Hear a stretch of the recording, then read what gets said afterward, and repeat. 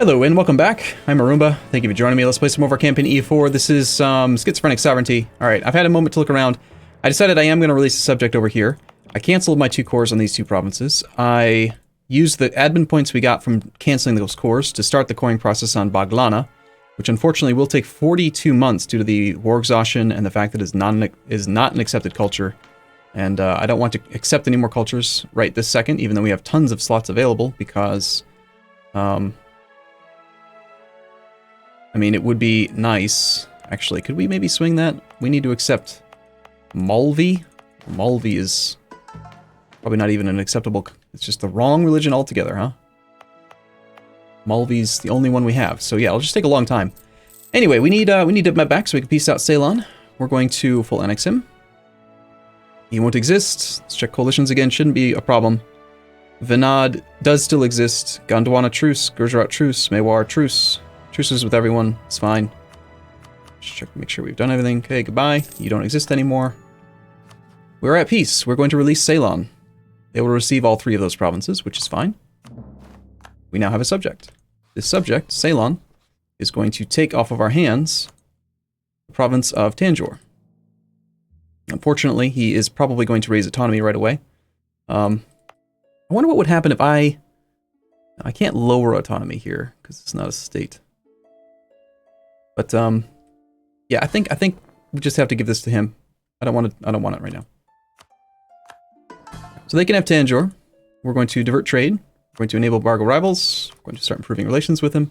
I love how when you release a subject, you can immediately improve relations with them, even though you kind of sort of just sent a diplomatic relation request thing to them by creating them. Kind of funny. All right, we don't need to spy on you. Now, here's the thing that we're going to do. Nice to see that we fulfilled a mission. We've acquired subjects. Diplomatic annexation cost minus something %.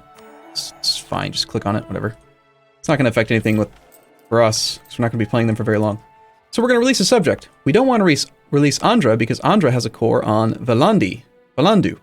And noticing that is what made me notice that we already have an Orissan core in the province of Warangal. It's only 11 development versus the 17 plus estuary of Valandu. So hopefully we can release Orissa? No. Damn, and I couldn't check that between episodes. The reason we can't release it is because of culture. Probably.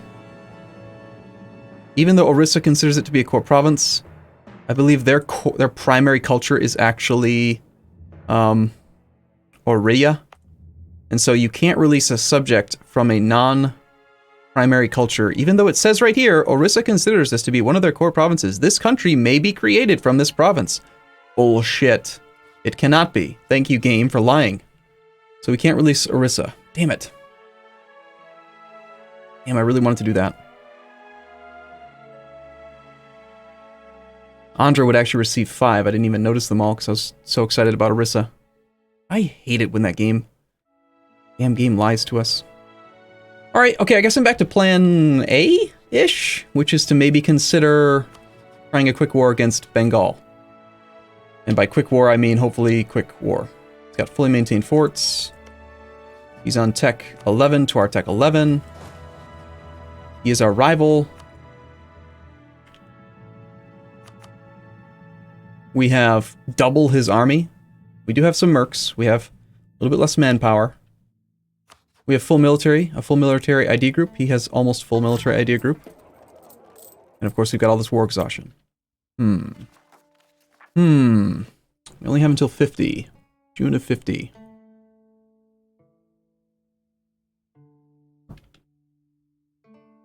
I'll quickly check truces. We have a truce with Gujarat. Truce here. We could, across this sea tile, fabricate on our ally Sindh. That would make much sense, would it? We almost have enough favors to call him in. We have enough favors to call in Delhi. Wonder if... Get a diplomat back. I want to see if... Would Delhi help us against Bengal? He would not, because he's in debt. But we make money, and we have money. But he's got negative 60 reasons attitude towards enemies as well.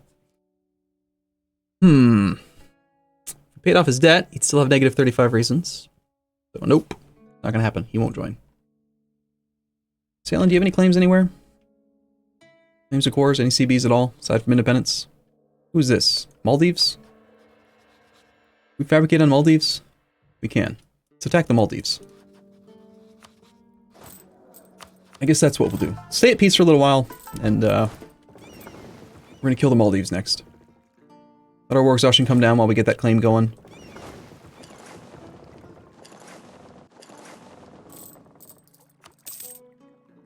I guess, I mean, there is no Orisan core here, so I guess do we pay for this ourselves? 18 months and 18 months. It's an accepted culture group. I guess we do. But if we had to pick one or the other, I want the estuary chord first. That might even already be part of a state, isn't it? Ooh, it's already part of a state. Nice. Virgin Guilds.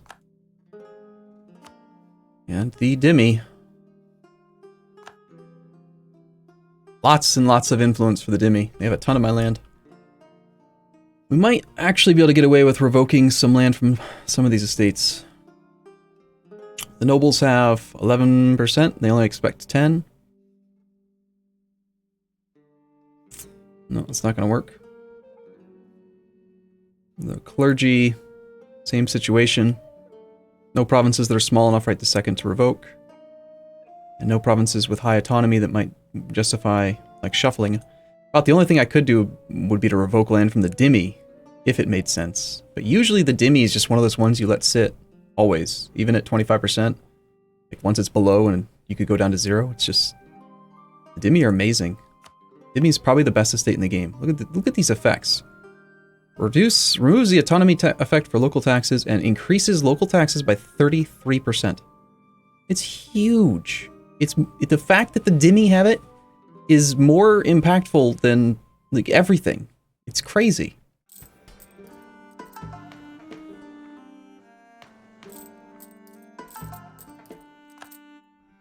Gujarat. It's just declared war upon Delhi, my ally.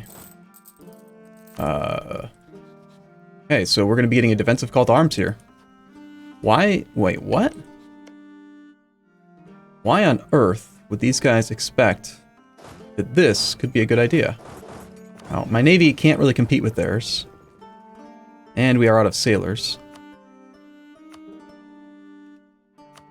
Are we actually going to have to build freaking docks? That's gross. Maybe, you know what it is? Maybe they think I won't defend because I've got high war exhaustion or something? But the defensive call should just happen automatically. I'm confused. Where's the call to arms? Call me in, buddy.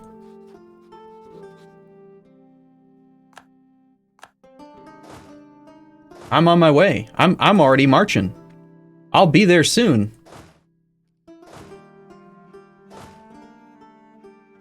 Alright, I want to send... I want 10 cannons over to here.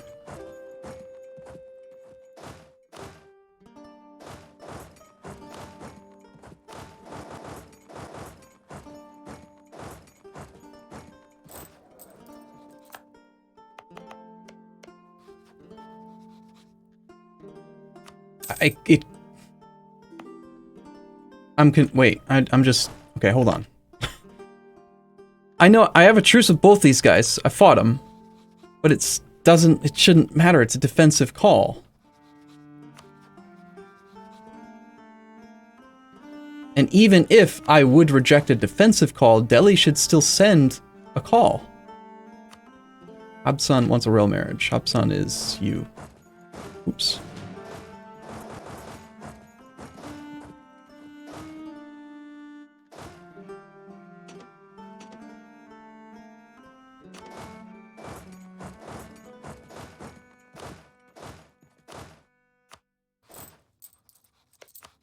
I guess I'm actually okay with that because we can annex you in 49. And actually, to make sure that we can annex him, let's just go ahead and enable scutage on this guy. I don't want him in any other wars, so we can just instantly annex him whenever it's time.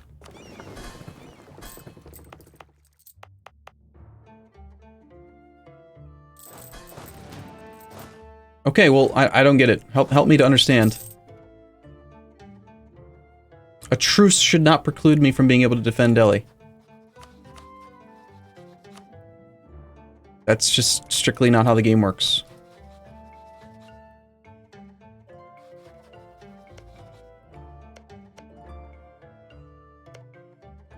Pretty massive Jampuri army.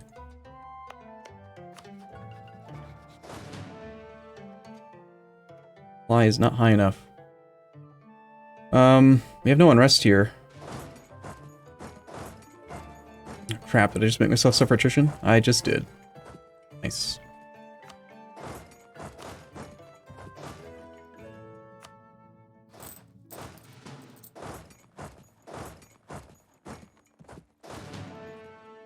Just make myself suffer attrition no matter what I do.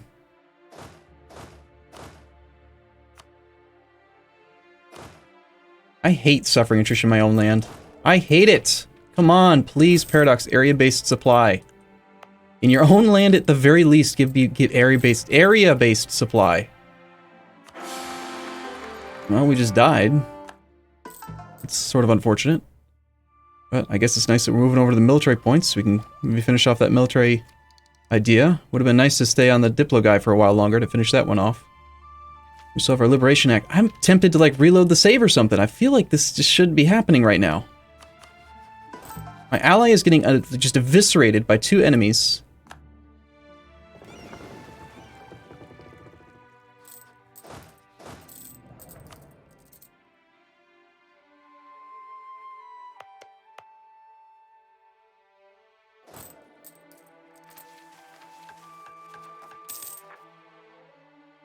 We do have a discount on reducing war exhaustion, so let's do that once. We are tolerant.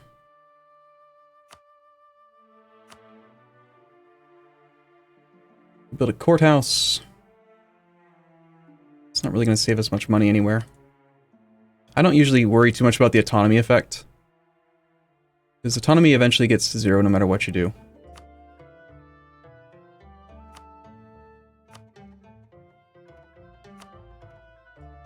We can't do that one because we need to core it. Don't really care about sailors.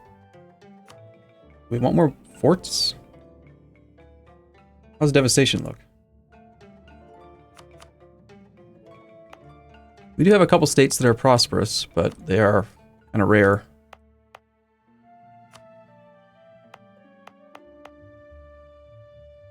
Can't grow because we have no positive stability because we died. We can't buy stability because we have no monarch points. We need to core something. So there is a reason to either do development or build a fort down there, but it's kind of a minor reason. And these guys, I mean, worrying about prosperity in a subject is kind of silly. That fort's fine. It does kind of annoy me that we don't have good zone of control down here, although assuming that I were playing this country longer, I wouldn't worry about forts because Mysore's going to be dead soon. I don't know. I think Malabar's worth having a fort in, if we could. Just because it does have that estuary. Needs 20 development to have another building slot, though. These are the times where I miss having, like, in Common Universalis, forts don't take building slots. Like, they take a building slot, but they provide a building slot. So you can always build a fort, which just sort of makes sense. Like, a fort's not really it's not like a economic building, you know? I don't know. Certain parts about that game that mod that I really like. Well, I suppose having a fort here still doesn't really give us good zone of control coverage. But it would help against Mysore. Let's just build 2 forts. I'm not going to do 20 development here. We don't have enough forts right now. Is part of the reason why I'm looking to do it. We need to have 7 active forts to get full army tradition, and we only have 5. So building 2 actually makes sense.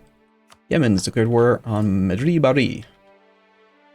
We can probably get another claim against Bengal on Kutak. The Sheikh-ul-Islam. National tax modifier plus 10%. Move towards legalism even farther, or move towards mysticism. We'll take the tax modifier.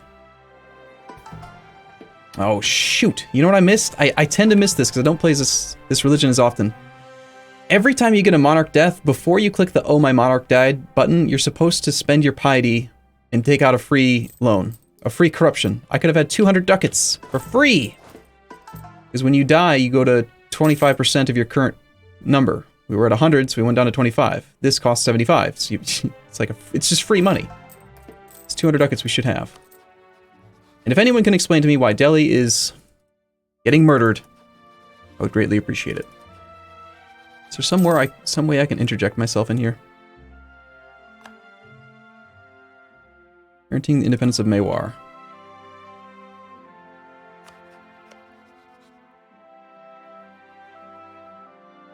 A royal marriage with Gujarat, but no, nothing else. It's just dirty. Move towards legalism. Off-Manus gets disfavoring Sufis. Yearly legitimacy, which is already capped. Admin tech cost goes down for a long time. That's like multiple levels of tech. Monthly autonomy change. And Ahmednagar gets Sufi Shrine. I guess either way we're getting a Sufi Shrine. We could have the Sufi Shrine till the end of the game. Or just for 10 years.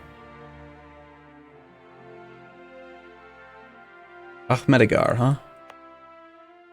I think we probably have had this event multiple times, right? Isn't that what this event's all about? It's like building shrines in places. Yeah, so there's one here. This one doesn't go away.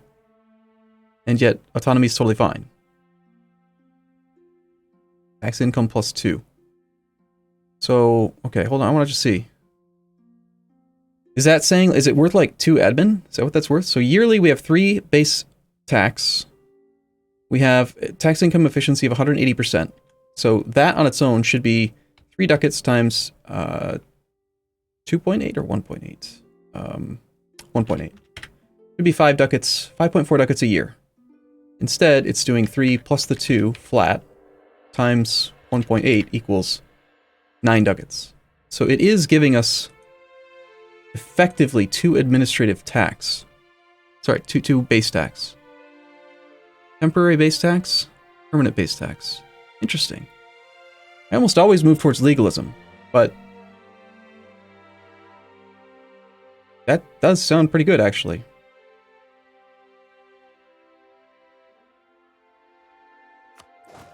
Sure. Shipyard, barracks, barracks, barracks, shipyard. We doing on naval force limit.